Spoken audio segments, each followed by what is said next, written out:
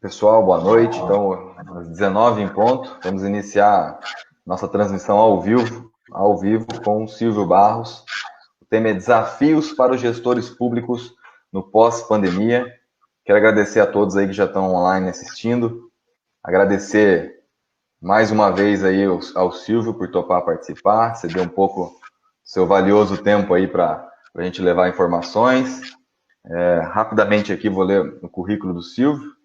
Ele é engenheiro civil pela Universidade Estadual de Maringá, atualmente consultor e palestrante na área de sustentabilidade e de gestão pública, através da empresa Solução Consultoria. Trabalhou 15 anos na Amazônia com desenvolvimento de produtos e destinos de turismo sustentável, tendo atuado nesta área em vários países e estados do Brasil. Foi secretário de Estado de Turismo no Amazonas e no Paraná e secretário de Desenvolvimento Urbano do Paraná em 2018. Foi prefeito de Maringá por 2 gestões, quando implementou uma inovadora parceria com a sociedade civil organizada no planejamento e administração da cidade. Silvio, obrigado. Gostaria de passar a palavra para você, pedindo que, por favor, você traga um pouco desse contexto, dessa história, faça uma abertura para a gente. Obrigado. Não, de nada, eu que agradeço o convite, Diego, para a gente poder estar aqui batendo papo com os seus amigos, as pessoas que têm te acompanhado sobre esse tema que, de fato, é muito importante. Nós precisamos entender direito como que os governos, particularmente os governos municipais, vão reagir a essa crise que atingiu o mundo inteiro. Algumas responsabilidades recaem no nível municipal e é a autoridade do prefeito que efetivamente precisa ser atendida, e a responsabilidade também recai em um grande nível sobre o prefeito. E o mundo depois da Covid vai ser diferente. Aqueles que não estão acreditando nisso, infelizmente, correm o risco de ficar muito para trás, vão ficar completamente ultrapassados.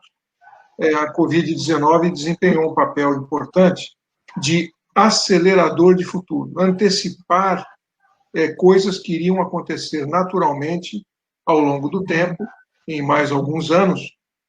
Esta crise global, esta pandemia acabou acelerando isso e trouxe para a nossa realidade de hoje. Assim, só para dar alguns exemplos. Nós sabíamos que o trabalho remoto estava avançando, que muitas empresas estavam já se preparando para oferecer o trabalho remoto. Já havia muita gente fazendo o trabalho remoto. Por exemplo, no judiciário, no Poder Judiciário do Brasil, já existem concursos públicos para servidores fazerem o seu trabalho remotamente. Já até no concurso público isso já vem especificado. Então, em órgãos públicos e empresas privadas, isto era uma coisa que a gente sabia que ia acontecer. Só que agora, com o isolamento social, todo mundo foi obrigado a fazer. Então, antecipou uma situação que iria chegar em momentos diferentes, em países diferentes, chegou em todos os lugares do mundo ao mesmo tempo. A grande questão é que várias coisas, vários avanços tecnológicos, a gente recebeu agora. Nós fomos expostos a situações e revoluções tecnológicas que a gente mais ou menos conhecia, mas não estava esperando para já. Por exemplo, crianças do ensino fundamental tendo aula pela internet, videoaula. Nós sabíamos, a videoaula, o EAD já existe, principalmente no ensino superior, há muito tempo, e com excelentes resultados. Mas ninguém imaginava que já ia chegar imediatamente no fundamental. Pois chegou, em todos os níveis.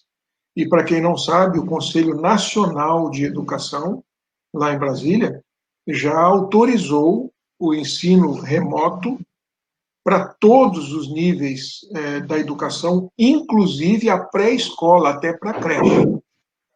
Isso está autorizado pelo Conselho Nacional de Educação. Se não fosse a Covid, quanto tempo vocês acham que ia levar para o Conselho Nacional de Educação autorizar isso? Para fazer no ensino médio já estava sendo uma briga terrível, agora está todo mundo liberado para fazer. E então a Covid acabou trazendo para a nossa realidade de hoje coisas que iriam demorar um pouco para acontecer. A mesma coisa na saúde, com a telemedicina, que já era conhecida, já regulamentada pelo Ministério da Saúde, mas que não se praticava de fato no Brasil. Hoje ela está popularizada, porque muitas pessoas não tiveram outra opção. O único jeito de ser atendido pelo médico foi remotamente, foi via internet. Então, dentro desta lógica, muitas coisas que estavam previstas para acontecerem no mundo ao longo do tempo, agora já fazem parte da nossa vida cotidiana. E a grande pergunta, Diego, é a seguinte: quando passar a pandemia, o que acontece?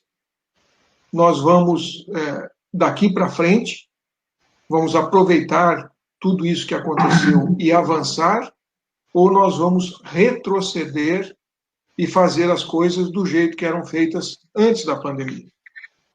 Isso vai representar uma separação, um abismo entre as cidades, as comunidades, as empresas que resolverem aproveitar esse momento e avançar, e aquelas que vão retroceder. O abismo vai ser muito grande. Ele já é grande hoje em diversos níveis no mundo, de países que têm mais recursos digitais do que outros. A Covid vai separar ainda mais. E o que a gente não pode é, na nossa cidade, na nossa comunidade, deixar isso acontecer com a gente. Nós temos que nos estruturar, nos organizar para discutir com o poder público de que maneira, né, nós vamos avançar, nós vamos aproveitar tudo isso e continuar trabalhando com a tecnologia, fazendo com que a onda da tecnologia nos permita surfar nela em vez de engolir água, que infelizmente é o que vai acontecer com muita gente. Eu concordo totalmente com você, Silvio, quando a gente fala que a Covid ela veio para acelerar algumas mudanças, né? Talvez demoraria um pouco mais para acontecer, né? E você que tem uma experiência aí nessa questão de inovação dentro e fora do Brasil, o que antes da Covid, né? Estava ali antes de janeiro, talvez, antes disso, talvez se alastrar para o mundo inteiro. O que vinha de novidade? O que estava para acontecer já e que ia acontecer de qualquer maneira, independente da Covid, na sua opinião? Bem, uma das coisas que eu imagino que já era previsto é justamente o trabalho remoto. Isso já iria acontecer de qualquer forma. Acontece que, no poder público, isso está muito atrasado. Embora já existam cidades, estados que regulamentaram a lei, né, para o trabalho remoto do servidor público, muitos municípios não estavam sequer imaginando essa hipótese. E hoje eu diria que isso é uma grande, poderosa ferramenta para que a gente possa prestar mais serviços, mais baratos, de uma forma mais eficiente, e, acima de tudo, de uma forma mais transparente, reduzindo o custo da máquina pública, o que será absolutamente indispensável para a gente superar os impactos econômicos da crise da pandemia em cada um dos nossos municípios. Então, isso é uma das coisas que iria acontecer naturalmente e que agora foi antecipado. Mas são muitas outras coisas que estavam nessa linha, e eu comentei algumas delas agora, na educação, na saúde, e que vão agora ser antecipadas. Mas o fato do poder público ser provocado a promover a opção do trabalho remoto, isso é muito importante e muito estruturante, porque vai obrigar os órgãos públicos a criarem sistemas de acompanhamento. E esses sistemas de acompanhamento, eles vão tornar qualquer serviço público muito mais transparente. Qualquer pessoa de qualquer lugar vai poder acompanhar o trabalho. E se a gente tiver competência e inteligência suficiente, determinação, vontade política, nós vamos poder aproveitar esta onda para revolucionar o serviço público, como está sendo feito em alguns lugares do mundo, com muito êxito, com muito sucesso. Mas o setor privado também vai avançar bastante. E uma das coisas que a gente vê e chama atenção, isso é muito estratégico, muitas empresas que estão sofrendo agora com o distanciamento social, elas precisam fazer uma análise muito séria de como poderão virtualizar parcialmente os seus serviços, para que elas não fiquem totalmente obsoletas e saiam do mercado. Só para a gente dar um exemplo aqui, uma coisa concreta. Durante a pandemia, o meu filho queria comprar um tênis, por exemplo, e comprou pela internet. Mas, normalmente, ele ia numa loja de sapatos aqui de Maringá, que a gente sempre vai, já somos clientes lá. E aí, dessa vez, ele comprou pela internet, porque a loja estava fechada, não tinha como ir lá. E aí, o que acontece? Olha o desdobramento de uma coisa relativamente simples, né? Isso é uma coisa simples.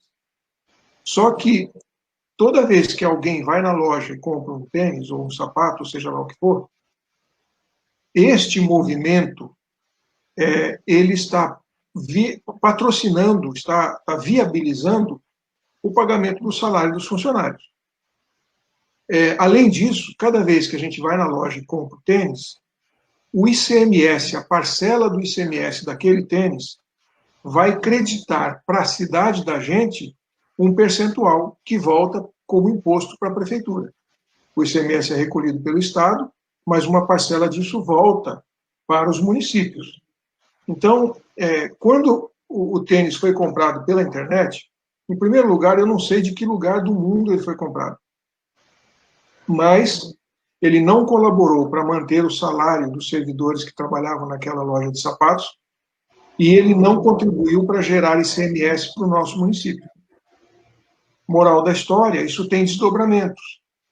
Se por acaso a loja não conseguir sobreviver, ela vai demitir pessoas que talvez, se não tiverem espaço no mercado de trabalho, acabarão dependendo mais da prefeitura para a saúde, para a educação, para uma série de coisas, e a prefeitura terá um aumento de despesa simultaneamente a uma perda de arrecadação, porque foi justamente aquele dinheiro do sapato que foi comprado pela internet em outro lugar que desviou parte da receita que o município tinha. Então, esta é uma equação extremamente complexa, perigosa e prejudicial para qualquer comunidade. Então, o setor privado, nesse caso, precisa se preparar. A loja, talvez, como ela já tem um cadastro de clientes, de pessoas que costumavam comprar lá, ela precisa criar o seu comércio eletrônico próprio, com a sua marca própria, com os produtos que estão lá, avisar a todos os clientes da loja que ela hoje pode oferecer o produto sem que você precise ir lá, como, aliás, as revendedoras de automóveis já fizeram, está com propaganda na televisão, no rádio. Você pode comprar um carro sem precisar ir na loja. Escolhe pela internet a cor, o modelo, os acessórios, tudo, encaminha lá o pedido e eles vão te dizer que dia você vai buscar o carro, você não precisa ir lá. Ou eles vêm entregar o carro na sua casa. Todo o processo de análise bancária, de cadastro, tudo pode ser feito por meio do computador, porque, na verdade, já era feito por meio do computador, quando você ia na loja. Só que era o funcionário que estava fazendo, agora você faz. Mas tudo já era, o computador já era usado para fazer tudo isso. Então, esta adaptação do comércio, por exemplo, do setor privado, a essa nova realidade, é que vai determinar se a empresa vive ou se ela morre. Se ela se adapta a essas mudanças do mercado ou não. E aí, que impactos e que consequências isso vai ter na comunidade como um todo. Será que isso não vai contribuir para concentrar ainda mais nas cidades médias e grandes a arrecadação? Porque talvez os comerciantes menores e que demorem mais para entrar nessa onda acabem ficando para trás e as pessoas comecem a consumir muito pela internet? É bastante provável e eu diria que é realmente uma tendência que nós poderíamos considerar como lógica. Porém, não para tudo. Por exemplo, qualquer produto perecível não dá para a gente comprar em outra cidade. a gente teria que comprar na nossa cidade mesmo. E o importante nesse contexto é que mesmo estes produtos possam ser oferecidos de uma maneira mais moderna, né, mais efetiva. Isso, em princípio, vamos supor que um supermercado, agora no período da Covid, tivesse aumentado muito as vendas pela internet. Supermercados já vendem pela internet faz tempo, não é uma novidade. Mas agora, vamos supor que metade das vendas do supermercado fossem pela internet. Como eles foram considerados serviços essenciais, eles não fecharam nesse período. Então, as pessoas não sentiram a necessidade de comprar pela internet. Mas alguns fizeram isso pela conveniência, porque não queria se expor, não queria sair, etc. Fizeram isso. Mas vamos fazer, hipoteticamente, aqui uma consideração. Vamos imaginar que 50% dos clientes do supermercado, que são todos da cidade, né, as pessoas que fazem supermercado, moram na cidade. Em grande maioria, pelo menos. Resolvessem fazer pela internet. O que o supermercado precisaria fazer é uma reestruturação do seu espaço físico, porque agora é o próprio mercado que tem que preparar a compra, os funcionários do mercado é que vão ter que ir lá nas gôndolas buscar os produtos. O mercado tem que se organizar de uma forma diferente, de uma maneira mais prática. E talvez redirecionar servidores que antes estavam, por exemplo, no caixa, agora com menos gente no mercado, esse pessoal do caixa devia eventualmente estar em outro lugar, preparando os produtos dos outros clientes que não estão vindo no mercado. Então, esta reengenharia, esta reestruturação das empresas, ela deve ser feita por todo mundo. Todo mundo vai ter que olhar para isso. E algumas delas não sobreviverão. Algumas delas não conseguirão virtualizar o seu produto ou o seu serviço na proporção que lhe permita sobreviver. Estas empresas, no meu entender, deveriam estar olhando agora para as novas oportunidades. O mercado, a era digital, oferece um mundo de oportunidades, de novos negócios que a gente ainda não conhece, mas que poderão ser muito bons negócios. Então, quem não consegue virtualizar aquilo que tem, talvez devesse começar a pensar em abrir um novo negócio virtual mais adequado a essa realidade. Pelo menos é isso que eu imagino. O mundo muda, né? Novos desafios aí para os empreendedores. Eu achei muito interessante quando você falou do trabalho remoto, que muitas vezes tem gente que acha que o trabalho remoto não vai ter como controlar, né, a produtividade do servidor, sendo que eu acredito que é o inverso, porque necessariamente você precisa ter um mecanismo, né, e na verdade quando você tem um trabalho presencial e não tem esse sistema, o que você tem é um controle de presença, né, não necessariamente um controle de produtividade. Então provavelmente até melhoraria o serviço público, né.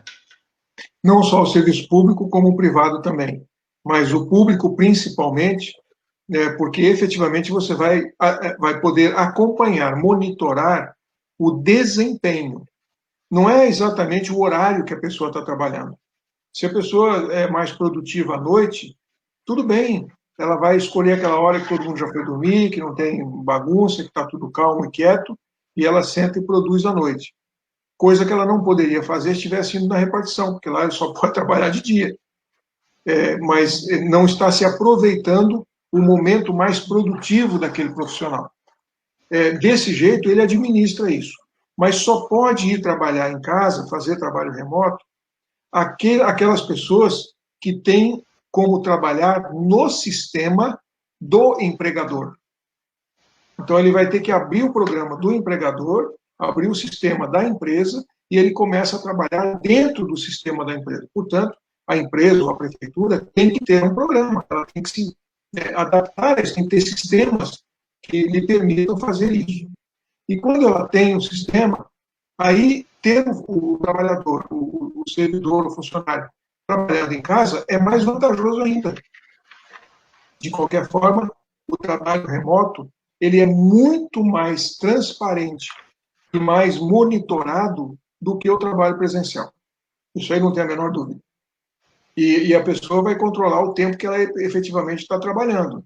Então, se ele está no sistema e está produzindo, o sistema está registrando por inteligência artificial o que ele está fazendo, em que momento ele fez, etc, etc.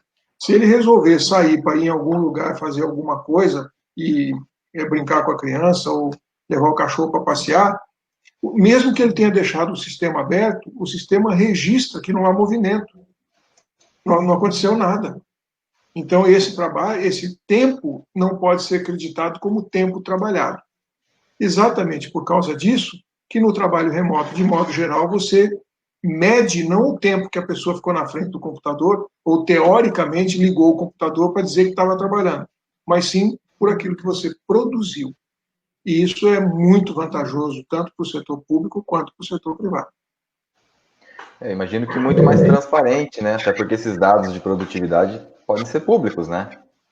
Se você tiver um sistema de open data, né, de dados abertos, qualquer pessoa pode acompanhar o processo. Qualquer pessoa pode ter acesso a isso e avaliar o desempenho. E muitos lugares do mundo hoje que trabalham dessa forma, o nível de dados abertos que eles têm é muito alto.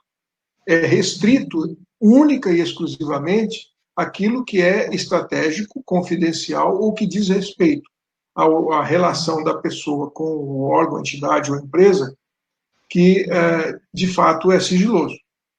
Se você está negociando com a empresa, o nível de negócio que você está fazendo não é para ser visto por qualquer um. Algumas empresas têm uma capacidade de negociação maior do que outras, e se todo mundo visse tudo, ia esculhambar o processo.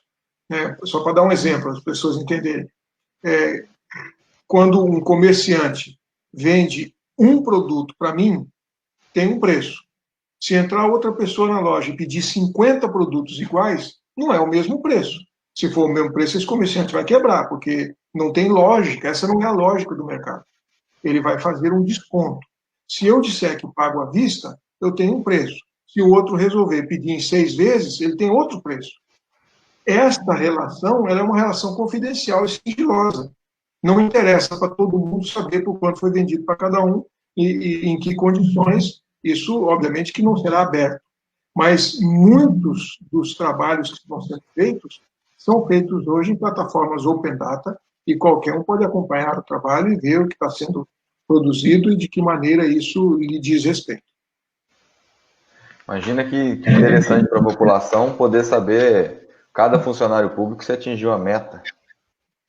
Né? No fim das contas, como isso tudo vai ser transparente, em algum momento isso pode ser de informação pública. Afinal de contas, o contribuinte é que está pagando cada um desses servidores.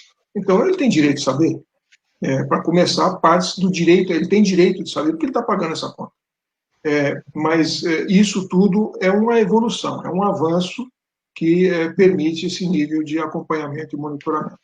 Nós fizemos esta semana uma missão digital para a Estônia, que é um dos países mais avançados do mundo em governo digital, e um dos dias dessa missão nós fomos à prefeitura de Tallinn, que é a capital da Estônia, e fomos atendidos lá por técnicos da prefeitura que mostraram como que a prefeitura funciona, que tipo de serviços ela presta digitalmente, como é que o negócio avançou. E aí foram feitas algumas perguntas interessantes. Uma delas foi essa: como que a prefeitura controla o que o servidor está fazendo? Como é que ela faz análise de desempenho? Eles têm, obviamente, plataformas que fazem isso automaticamente. Não tem alguém no computador, sentado aqui, alguém do RH, acompanhando o que cada um está fazendo. Isso tudo é feito por plataforma de inteligência artificial, que, aliás, tem uma margem de erro muito menor.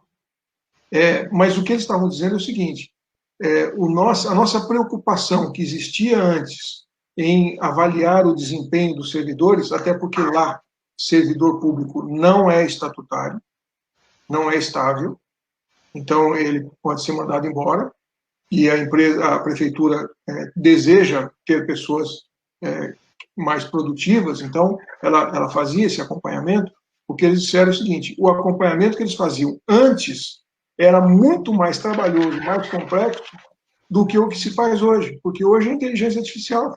O cara do RH recebe o relatório só pontuando quem produziu mais. Ele não precisa ficar acompanhando, nem medindo, nem conferindo nada.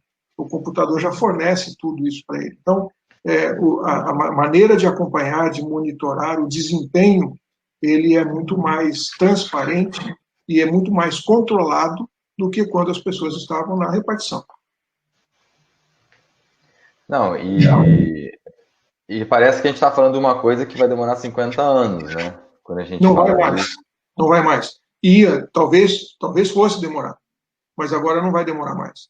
Até porque a reforma do Estado vai entrar em discussão na Câmara, no Congresso, o ano que vem, de qualquer maneira.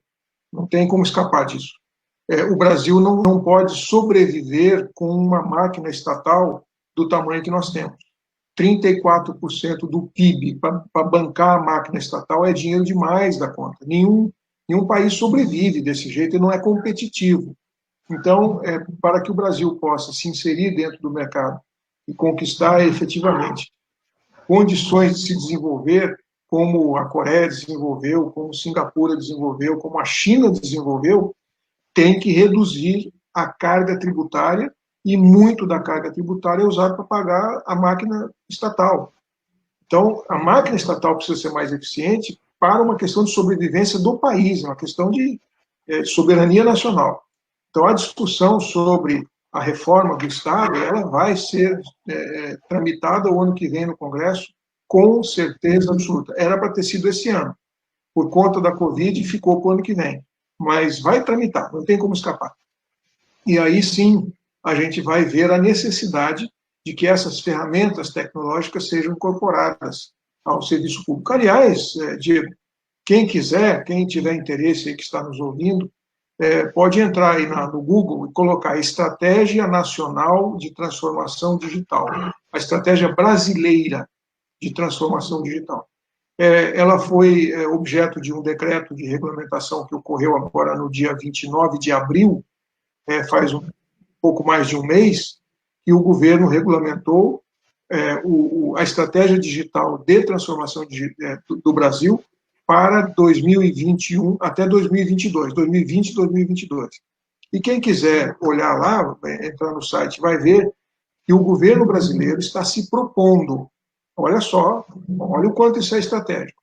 O governo brasileiro está se propondo, dentro da estratégia que está publicada no site do governo federal, e até o final de 2022, todos os serviços públicos federais, 100%, sejam oferecidos de forma digital. 2 anos. Então, esse negócio de, vai demorar 50 anos. Não vai, não. Não vai. O Brasil não pode ficar tão atrasado por tanto tempo. Nós vamos ficar fora do mapa do mundo se a gente fizer isso. Então, não dá, não é possível. Nós não temos esse tempo para esperar, e o governo brasileiro está se propondo, pelo menos no nível federal, fazer isso em 2 anos só 2 anos. Então, vai ser mais rápido do que as pessoas estão pensando. Até porque já está insustentável, né? Eu pego, por exemplo, Paysandu, porque é a minha realidade aqui. O índice de folha estourado não é coisa dessa gestão, não, coisa de várias gestões já, o índice de folha estourado. Aí você pega o servidor público, grande parte com a remuneração abaixo da média até de mercado, para aquela função, e aí você tem uma demanda de contratação, porque você pega, por exemplo, o creche, né, o CMEI, tem uma fila imensa, né, você teria que abrir vários CMEIs e a conta não fecha. Se não mudar o modelo de gestão, não tem como trabalhar, né?